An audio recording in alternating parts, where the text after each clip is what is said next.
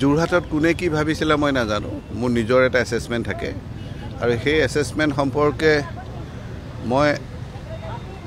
মই যোৰহাটলৈ তেনেকৈ যোৱা নাই কোনো কেম্পেইন কৰিব যোৱা নাই বা মই কেম্পেইন কৰাও নাই কিন্তু যোৰহাটতো মোৰ চাহ চিনাকি মোৰ সতীৰ্থ বহুত আছে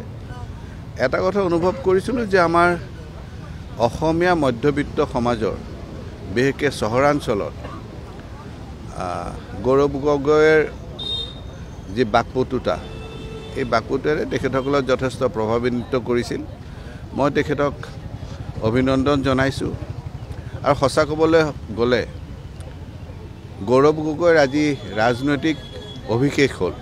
কাৰণ ইমান দিনে দুটা ইলেকশ্যন আগতেও জিকিছে এই ইলেকশ্যন জিকিছিলে তৰুণ গগৈৰ পুতেক বুলি এইবাৰ কিন্তু গৌৰৱ গগৈয়ে নিজৰ দমত ইলেকশ্যন জিকিলে গতিকে তেখেতক আমি কৃতিত্ব দিবই লাগিব